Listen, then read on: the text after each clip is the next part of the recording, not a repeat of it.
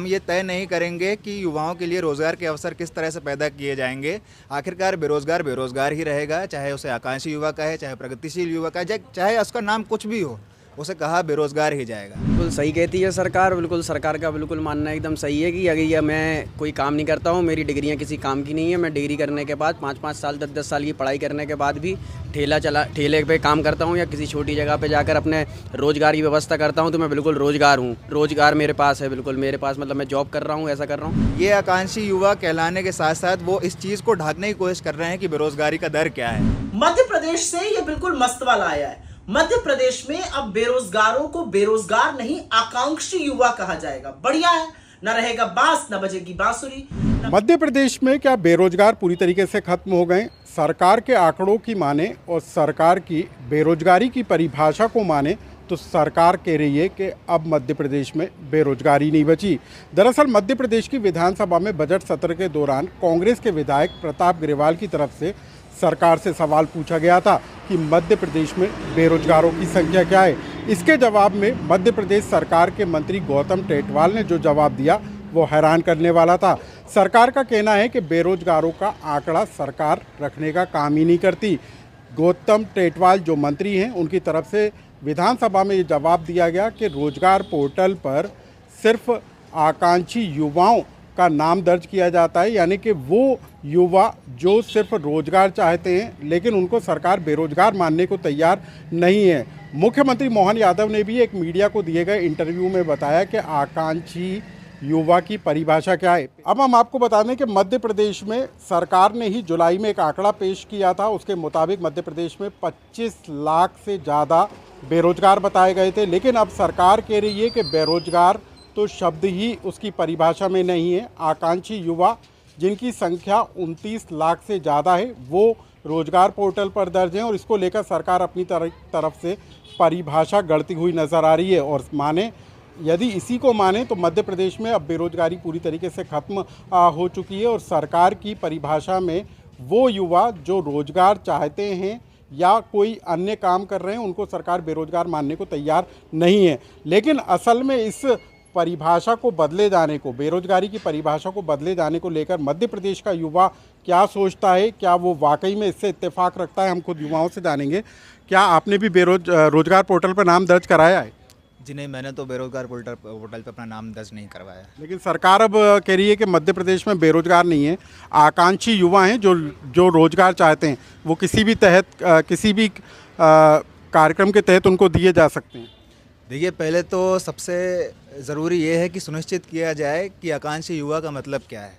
आकांक्षी युवा का मतलब, अगर जो सरकार कह रही है कि वो युवा जो रोज़गार की इच्छा रखते हैं तो वो आकांक्षी युवा हैं, तो ये स्पष्ट कर देना चाहिए कि वो कोई भी युवा हो जो कोई भी इच्छा रखता हो, ना सिर्फ रोज़गार की, ना सिर्फ किसी अन्य चीज़ की, किसी भी चीज़ की अगर इच्छा है तो वो जो है आकांक्षी युवा है, पहली चीज़। और दूसरी चीज़ ये कि मध्य प्रदेश सरकार द्वारा जो ये निर्णय किया गया है कि अब वो आकांक्षी युवा कहलाएंगे, ये आकांक्षी युवा कहलाने के साथ साथ वो इस चीज़ को ढकने की कोशिश कर रहे हैं कि बेरोज़गारी का दर क्या है। मेरा ऐसा मानना है कि जब तक हम ये तय नहीं करेंगे कि युवाओं के लिए रोज़गार के अवसर किस तरह से पैदा किए जाएंगे, आखिरकार बेरोज़गार बेरोज़गार ही रहेगा, चाहे उसे आकांक्षी युवा कहे, चाहे प्रगतिशील युवा कहे, चाहे उसका नाम कुछ भी हो, उसे कहा बेरोज़गार ही जाएगा। अगर हम जब तक जो रिक्त पद हैं मध्य प्रदेश के अंदर सरकारी, उन्हें नहीं भरते हैं, अगर हम जो बजट की आप बात कर रहे थे, कुछ समय पहले जो बजट लॉन्च हुआ उसमें MSME की बात की गई है, उसके लिए सरकार अवसर नहीं पैदा करेगी, तब भी वो युवा जो है आकांक्षी युवा नहीं बल्कि बेरोज़गार ही कहला जाएंगे। नाम बदलने से चीज़ें चेंज नहीं होती हैं। अब अगर किसी आम को हम आम नहीं कहेंगे, उसका नाम केला रख देंगे तो उसका स्वाद आम की तरह ही रहेगा। ये एकदम बेवकूफ़ी वाली बात है। ये एकदम शिक्षित लोगों को, शिक्षित जो युवा हैं उनको बेवकूफ़ बनाने की कोशिश है मध्य प्रदेश सरकार द्वारा।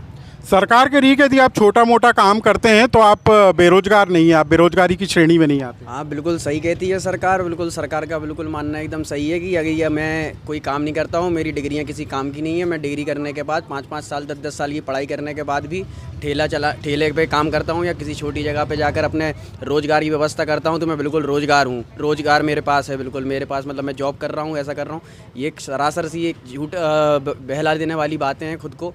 आंकड़े सामने हैं, बजट सामने हैं, पिछले भी बजट सामने थे, कितनी नौकरियां आईं, कितना कुछ युवाओं को दिया गया। सरकार का मेन फोकस जो है युवाओं के नाम बदलने से ज़्यादा उनको नौकरी देने में, उनके लिए स्किल्स डेवलप करने में देना चाहिए, क्योंकि यहाँ का युवा पढ़ा लिखा होने के बाद भी जो बेरोज़गार बैठा है वो युवा कभी भी सफल नहीं है जीवन में, वो चीज़ अचीव नहीं कर पा रहा है जो चाहता है। हाँ, यहाँ का युवा आकांक्षी है, नौकरी को लेकर आकांक्षी है कि उसे नौकरी मिले।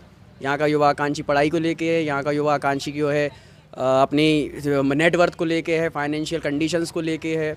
आप देखिए, आप मतलब आंकड़े अगर आप देखेंगे अच्छे से तो आपको पता चलेगा कि हमारे मध्य प्रदेश के अंदर कितने रिक्त स्थान हैं जहाँ लोगों को अवसर दिए जा सकते हैं, लेकिन रिक्त स्थानों को भरने से ज़्यादा सरकार जो है जेबें भरने पर ध्यान देती है। जैसे कई सारे घोटाले जो हमारे पास 2014 के बाद से लगातार आ रहे हैं बराबर, चाहे शिवराज सिंह चौहान जब सीएम थे, अब मोहन यादव जी सीएम है। तो ठीक है, इस पर भी हम बात करेंगे, लेकिन सरकार ने जब रोजगार पोर्टल बनाया था और कोई बेरोजगार होता है तो वो रोजगार पोर्टल पर नाम दर्ज कराता है कि ताकि मुझे रोजगार के अवसर मिल सकें, लेकिन अब आप रोजगार पोर्टल पर यदि नाम दर्ज कराते हैं तो आप बेरोजगार नहीं कहलाएंगे, आकांक्षी कहलाएंगे। आकांक्षी नाम रखने से बेरोजगारों को रोजगार थोड़ी नहीं मिलेगा। नाम बदलने से कुछ होता ही नहीं है।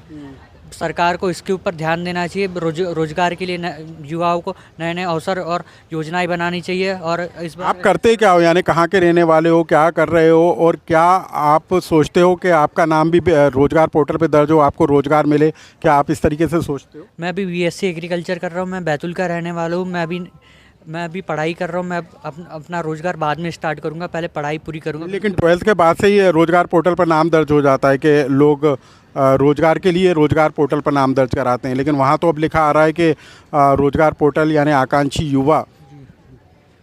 जी रोजगार पोर्टल का नाम बदल दिया है सरकार ने, लेकिन हम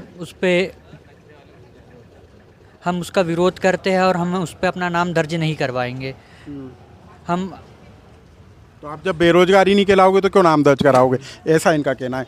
तो कुल मिलाकर यदि हम मध्य प्रदेश की बात करें तो बीजेपी सरकार के समय में कई शहरों के नाम बदले गए थे, जगह के नाम बदले गए थे, लेकिन अब सरकार की तरफ से बेरोजगारी को भी नए रूप में परिभाषित किया गया है, यानी कि मध्य प्रदेश में अब कोई बेरोजगार नहीं है, जो हैं वो आकांक्षी युवा के नाम से संबोधित किए जाएंगे। और एक तरीके से यदि हम कहें तो सरकार ने मध्य प्रदेश में जो बेरोजगारी का मुद्दा उठता रहा है उसको कहीं ना कहीं थामने की कोशिश जरूर की है। हम आपको ये भी बता दें कि बीजेपी ने अपने घोषणा पत्र में इस बात का ऐलान किया था कि लोगों को रोजगार से जोड़ा जाएगा, लेकिन अब वो रोजगार किस तरीके से सरकार मुहैया कराएगी, कैसे निजी क्षेत्र में लोगों को रोजगार दिया जाएगा, उसकी बातें तो ज़रूर की जा रही हैं, लेकिन अब रोजगार पोर्टल पर जो व्यक्ति दर्ज हो रहे हैं वो बेरोजगार नहीं कहला रहे हैं, और इसकी जानकारी मध्य प्रदेश की विधानसभा में सरकार की तरफ से दी गई है।